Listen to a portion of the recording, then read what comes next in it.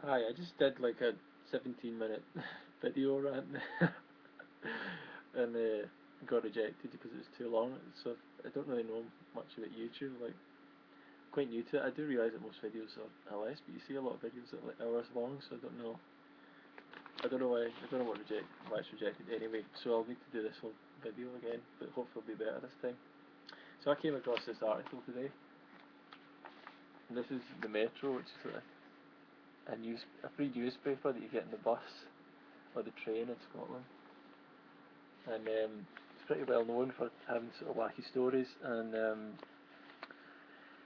a comments page and like a lust lust is all around page where people on buses can say like, or to the guy in the scarf, I really like you and let's go out and stuff like that.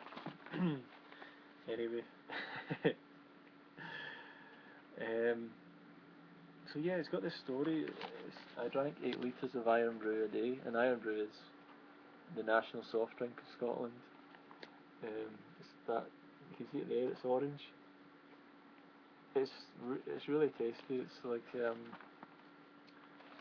it's basically fruit based on some kind of fruit. I don't know, fruit cocktail with a lot of sugar, and it's bright orange. It's really unspecific what the flavour. It's almost like this like ginger, hints of ginger in it as well. It's good. It's also known as a hangover cure. But sugar and water is like a hangover cure of any type of sugar and water.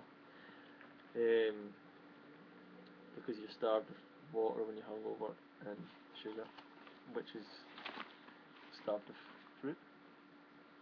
Fruit.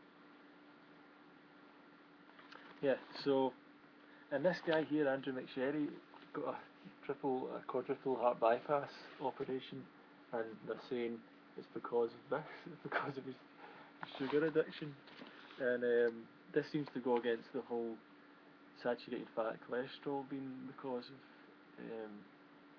you know, the cause of heart disease and all sorts of heart problems, blood problems. So it's unfortunate they're sort of putting a bit of misinformation out there, so people are now going to go, oh well, not only is sugar bad for me because I'm putting on weight and all this stuff, I'm going to get a heart attack, and it's a bit unfair. And I think like Iron Brew, they've released a statement saying Iron Brew can be enjoyed as part of a regular lifestyle, balanced lifestyle. They always say that we never advocate overconsumption of any one product, despite the fact they sell completely addictive. So it's like, Nescafe should never be overconsumed or whatever, or Red Bull or whatever. Anyway, so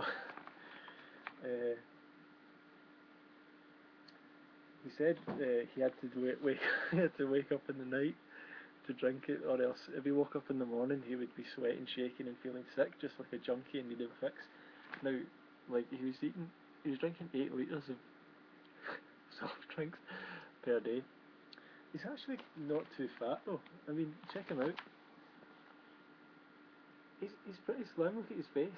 I mean, if you're meant to get really obese on sugar, look at that's what he was drinking every day. He should be an absolute, whale, and he's just like a wee average looking guy. Like, I feel like he's been given the wrong information here because he's obviously been told to cut out sugar, and it's not a good choice for him to be drinking that much Iron Brew per day. But um, to be told, oh, that's the reason you got a heart attack, it's just not true. The guy's obviously, if you're drinking that and you care so little about your health that you're drinking like that, he's probably eating junk food all the time as well. He's probably eating really high fat, fried junk food, probably bacon and eggs for breakfast every morning and all this stuff, which is much more likely to be the contributor towards his heart disease and everything else. And we've got a lot of history of heart disease in this country. It's not because of sugar and all that. I'm pretty sure if you were to look in, go to Africa, or like when I was in India and well, specifically India, they had plenty of soft drinks and all this stuff. But what's the heart disease rates of these countries where they're drinking tons of sugar and everything? Probably a lot less than our high fat fried diet, everything getting fried, try that out. Put batter on it. Let's throw that in the deep fat fryer. See how that tastes. Which is like the Scottish diet. It's just like a random mixture of like experiments with the deep fat the deep fat fryer. What else can we put in the deep fat fryer? Mars bars. You know, famously Mars bars. Like it's even like travelling programs. Come to Glasgow to experience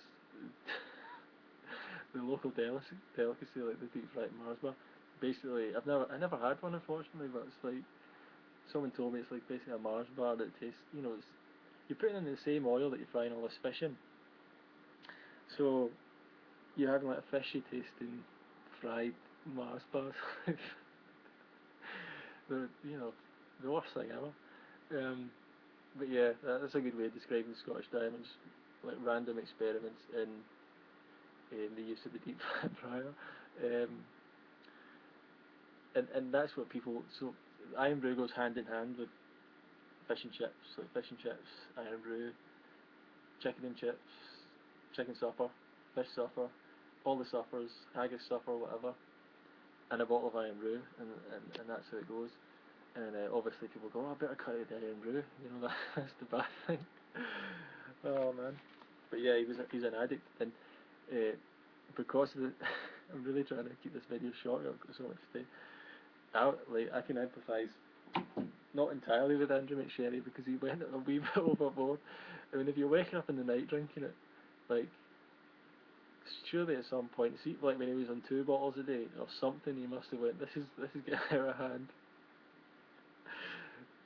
Anyway, but I used to be an absolute sugar junkie, and this goes back probably in my psychological armchair psychologist mind to like when I was um, when we were quite young, me and my brothers, and my older brother got diagnosed with diabetes, and obviously my parents were pretty upset about that.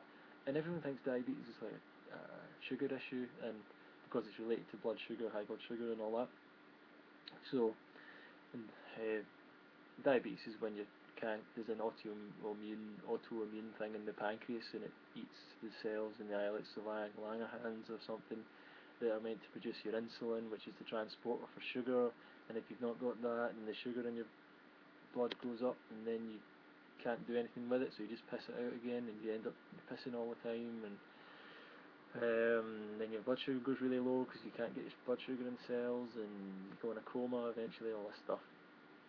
So they realised it was to do with the body not producing insulin. Now there might be a connection with milk to that, which is really, really scary. If that's the case, it's like, why the hell are we still drinking this cow's milk? Like, oh man, so many, like, I don't know, maybe it's, like, I watch Dr. McDougall and sort of believe everything he says. My brother, who's a doctor, he's one with diabetes, he's a doctor, he thinks McDougall's full of rubbish. So I don't really know who to believe, but because I'm like vegan and everything, low fat vegan, vegetarian, I'm more on the McDougall side, so I tend to believe him. Right, this is this. I think I've probably only got a minute left. So what I'm gonna do, like I'll stop this and upload it, and then I'll put up a part 2. And what am I gonna go into? My own sugar addiction. So that's the exciting part 2 that you got.